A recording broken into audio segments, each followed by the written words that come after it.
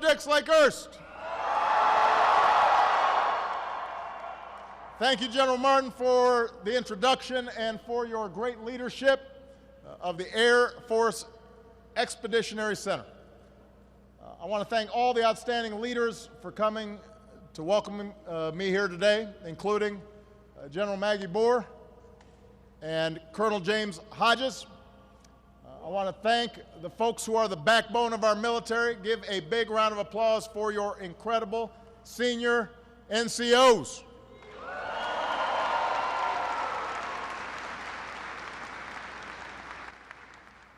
Now, this is one of our nation's premier joint military bases. Everybody's here.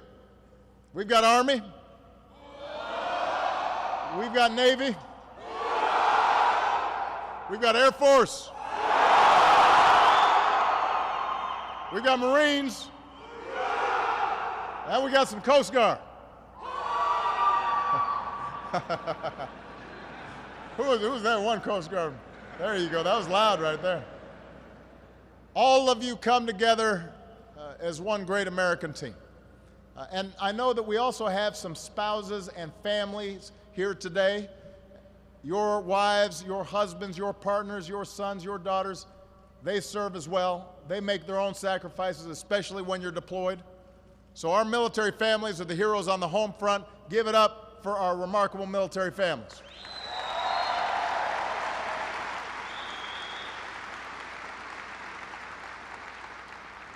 We've got some outstanding elected officials who support the mission of this facility each and every day. I want to thank Governor Christie for joining us here today.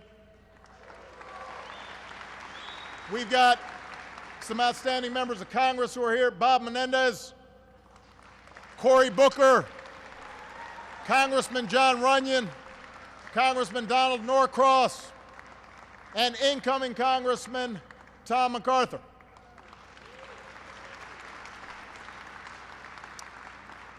And they were already lobbying me about the base on the way in. So they're doing a good job. It is great to be back. I was here last year and visited with some of you on my way to the Jersey Shore. Christy and I went down to Ashbury Park, spent some time on the boardwalk. We played a little frog bog. Chris's kids taught me how to hit the hammer to get those little frogs into the buckets. It was hard. And then Christie beat me at football toss, which really aggravated me. And he bragged about it afterwards, which is okay. But I will get a rematch at some point. But we weren't there just to have fun. We came because after Hurricane Sandy, people across this state, including those of you here at this base, you had to pick yourselves up, pull together, rebuild, show that here in New Jersey, here in America, we are stronger than any storm. Like a friend of mine from New Jersey likes to say, wherever this flag's flown, we take care of our own. And that's what we do here in New Jersey. That's what we do all across America. And this facility exemplifies that spirit. For nearly a century, our flag has flown right here. Millions of Americans passed through the old Fort Dix. This is where they shipped out. This was where they were welcomed home. One of them was Don Drysdale, Hall of Fame Dodgers pitcher. And he had the same thought as a lot of new recruits at basic training. What the hell am I doing here? Another recruit remembered, I cleaned a lot of latrines with toothbrushes. Among those who were demobilized here was a soldier from Tennessee, serial number 533-10761, a guy named Sergeant Elvis Presley. He was all shook up. His homecoming was a little different, though. Apparently, the king drove off in a limo. Now, if it were up to me, I'd give all you all limos when you come home, because part of the message I'm here to deliver on behalf of the American people is very simple. It's just to say thank you. Thank you for your extraordinary service. I thank you as your president because you inspire me, and of all the privileges I have, in serving in this office. Nothing comes close to the honor of serving as your Commander-in-Chief. And I also thank you on behalf of more than 300 million Americans. We Americans may disagree and debate and argue sometimes. That is part of our democracy. It is messy sometimes. Sometimes it results in some gridlock in Washington. But whether liberal or conservative, Democrat or Republican, white, black, brown, rich, poor, no matter how we pray, no matter who we love, when it comes to our troops, when it comes to you and your families as Americans, we stand united. We are proud of you, we support you, and we can never thank you enough.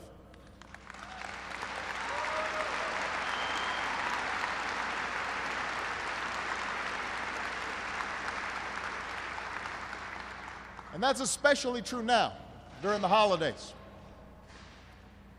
We can gather with family and friends because you're willing to hug yours goodbye and step forward to serve. After a long day, we can come home because you're willing to leave your home and deploy. We get to celebrate birthdays and anniversaries and holidays, go to soccer games, go to dance recitals because you're willing to miss those of your family. We're free and safe and secure over here because you're willing to serve over there. That's the noble spirit of your sacrifice. That's the selfless character of our military. Those are the precious gifts that you give America, not just this time of year, but all year, every year. You never stop serving. You never stop giving. You guys are like Santa in fatigues. Although I'll bet one of those C-130s is a little more efficient than Santa's sleigh. I figured I'd get something out of our guys on that. I also want to be here, though, because after more than a decade of war, our nation is marking an important milestone. Ever since our country was attacked that awful September morning, 9/11, our nation's been at war in Afghanistan. Many people here have deployed there or to Iraq, and you've deployed multiple times in some cases. There are people here who've lost really good friends, patriots who made the ultimate sacrifice, including 54 fallen heroes from this base, who we will honor forever. Now, for more than a year, Afghan forces have been in the lead to secure their country, and that means more of our troops have been coming home, including right here, to this joint base. So let me just say to all of you who've returned from Afghanistan in recent weeks, on behalf of a grateful nation, I want to say, welcome home. You're home for the holidays, and we're glad to have you back. Now, this month, in just 2 weeks, the transition that we're making in Afghanistan will be complete. Afghans will take full responsibility for their security. This month, after more than 13 years, our combat mission in Afghanistan will be over. This month, America's war in Afghanistan will come to a responsible end. Now, that doesn't mean everything's great in Afghanistan. Afghanistan's still a very dangerous place.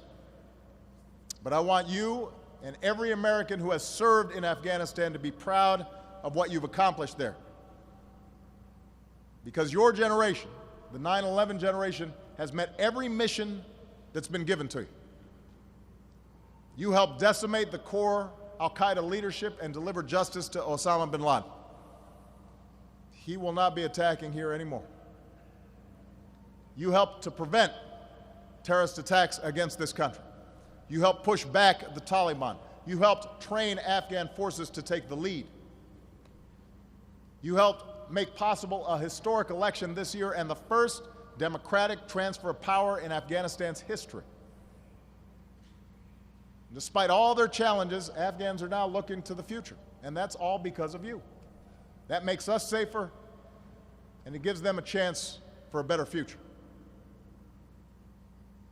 Now, even as our combat mission ends, our commitment to Afghanistan endures. We'll continue to have a limited military presence there because we've got to keep training and equipping Afghan forces, and we've got to conduct counterterrorism missions because there's still remnants of al-Qaeda there. After all the sacrifices you've made, we want to preserve the gains that you've made. We want a stable and secure Afghanistan. And we want to make sure that country is never again used to launch attacks against the United States of America. Now, this year is also a reminder that even as our combat mission ends in Afghanistan, there's still challenges to our security around the globe. In times of crisis, people around the world look to one nation to lead, and that is the United States of America. Even our critics, when they get into trouble, they're calling us. And when the world calls on America, we call on you, our men and women in uniform, because nobody can do what you can do. One news article said it best: when our forces train here, folks who live nearby might feel the ground shake because no other military in the world is as good as you, as ready as you, as capable as you, able to go as far, able to go as fast as you do and perform your basic missions. Nobody. Nobody in history has been able to do what you've done. Which means we're leading the global coalition against the brutal terrorist group ISIL in Iraq and Syria. And you are doing your part, supporting the aerial refueling that keeps our aircraft in the skies and the airlift that moves our people and equipment into place. Some folks from this base are there right now, doing incredible work. And to them and to all our troops far from home and their families for the holidays, you are in our thoughts, our prayers, and we can't wait till you come home too. Just look at the difference that you and the rest of our military have made. Rescuing thousands of innocent Iraqi men, women, and children that were trapped up on a mountain in danger of slaughter. You saved them, airdropping food and water and medicine, saving countless lives. America led the way. That's what we do.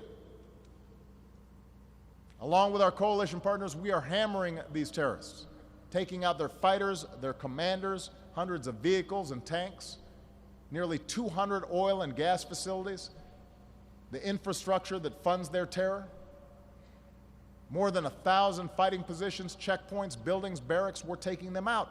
That's because of the work that you do. We're cutting their command and control and supply lines and making it harder for them to maneuver. In Iraq, local forces have held the line in some places and pushed back ISIL in other places. In Syria, our airstrikes are inflicting heavy losses on ISIL fighters and leaders. Because of you, we have blunted their momentum and we have put them on the defensive. And these terrorists are learning the same thing that the leaders of al-Qaeda have learned the hard way. They may think that they can chalk up some quick victories, but our reach is long. We do not give up. You threaten America, you will have no safe haven. We will find you, and like petty tyrants and terrorists before you, the world is going to leave you behind and keep moving on without you, because we will get you. That's thanks to you. Now, this campaign in Iraq will take time. But make no mistake, our coalition isn't just going to degrade this barbaric terrorist organization. We're going to destroy it. And because this isn't just a military effort, we're going to keep working with those in the Middle East who believe in tolerance and opportunity and peace, because that's what the region needs. These terrorists only know how to destroy, and we know how to do something bigger, how to build the security and peace and justice that we can build with others. But none of that would be possible without you. That's American leadership. That's the difference you make. In the same way that we're leading the fight against ISIL, we're leading the global fight against Ebola in West Africa. And you've been doing your part, deploying to Liberia and Senegal, improving airfields, setting up the logistics and command and control, building the infrastructure, manning that air bridge, airlifting food and equipment and personnel. You have been out front. And if you doubt the impact that you're having, take a look at what's going on there. With your help, we've built new treatment centers. We're training more healthcare workers. We're delivering medicine and supplies. Other countries are now willing to come in because you laid the foundation. And this is still a terrible epidemic, and the world has to keep on stepping up. But in Liberia, where we focused our efforts, cases are starting to decline. Ultimately, we will have saved thousands of lives because of you. As one of our American commanders said, everywhere I go, Liberians are waving. Hope is what we're providing. Or as one West African put it, we've always loved America, and for them to come in and help at a time like this reinforces that. That's the difference you're making.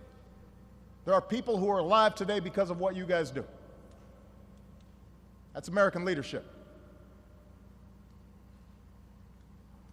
So stepping back for a moment, we're at a turning point. When I took office, we had nearly 180,000 troops in Iraq and Afghanistan. By the end of this month, we'll have fewer than 15,000 in those two countries. We've now brought home about 90% of our troops. 90%. The time of deploying large ground forces with big military footprints to engage in nation building overseas, that's coming to an end. And going forward, our military will be leaner, but as your commander-in-chief, I'm going to make sure we keep you ready for the range of missions that we ask of you. We are going to keep you the best trained, the best led, the best equipped military in the history of the world, because the world will still be calling. And that's why it was so important that folks in Congress, Democrats and Republicans, came together and passed legislation that I'm going to sign to keep our government open and funded for the coming year, and that includes military operations, the support and commissaries that your families depend on, a pay raise for you, health care for our wounded warriors and our veterans.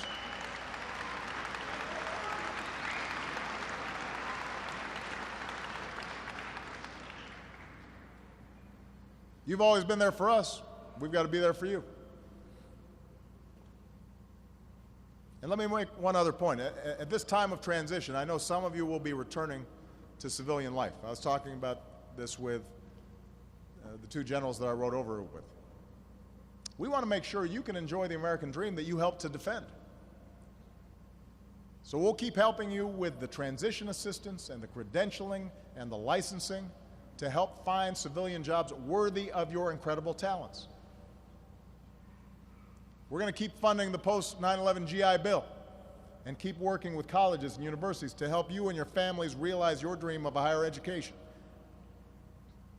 And as many of you know, Michelle, the First Lady, Vice President Biden's wife, Jill Biden, everybody at Joining Forces, we're all going to be saying to every company in America, if you want somebody who's going to get the job done, hire a military spouse. Hire a veteran. That's the difference you can make here at home, because that's also American leadership. The jobs and the opportunity and the country that we can build together as one American team. You understand that, you've trained for it, and when you get in the job, that's what you deliver every single time. So I want to leave you with a story of somebody who has a special understanding of the American spirit. I just met him before I came out here, but you know, before I came out, Yeoman Kerry Chavez and Staff Sergeant Ashley Montgomery, they did the Pledge of Allegiance and sang our national anthem. And I had a chance to take a picture with them out back, and I asked them where they're from, and they're from Jersey, of course. And in fact, Ashley said that her dad had served at this facility 30 years earlier. So I asked her, had she ever left the base? And she said yes. You know, she had been deployed at 4 other bases, but that's one example of American service. Generation, passing the baton to the next generation. Entire families who have served our country nobly, dating back in some cases over a century. But then there's another part of the American story. There's another young man I met. His name is Nelson Ryu. And Nelson's here today.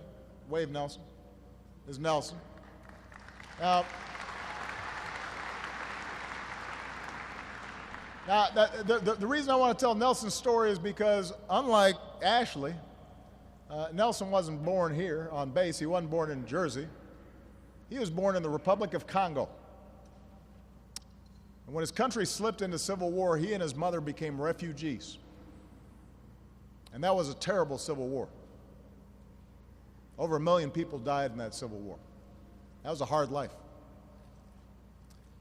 When he was 20 years old, he and his mom got some incredible news. The best thing that's ever happened to me, he says.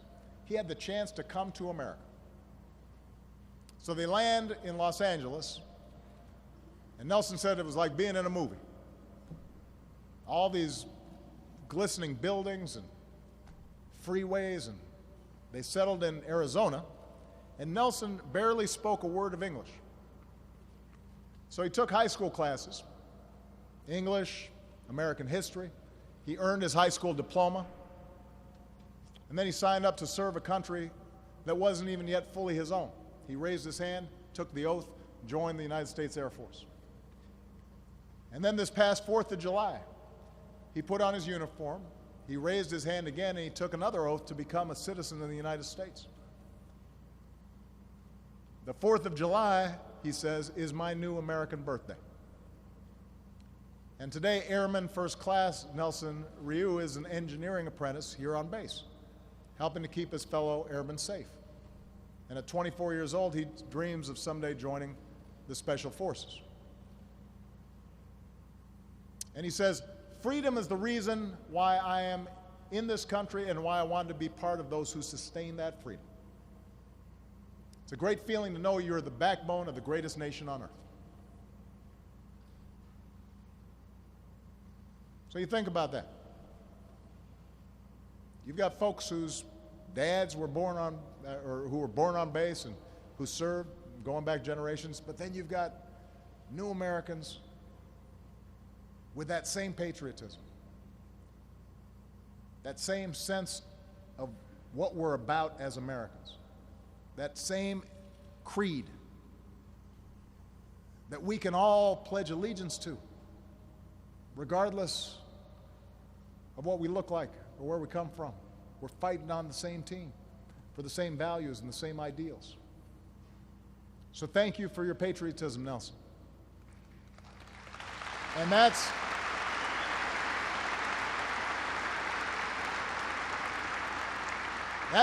one of the things that makes America exceptional and what makes our military the absolute best in the world. It's not just your training or your equipment or your technology, although all that's important.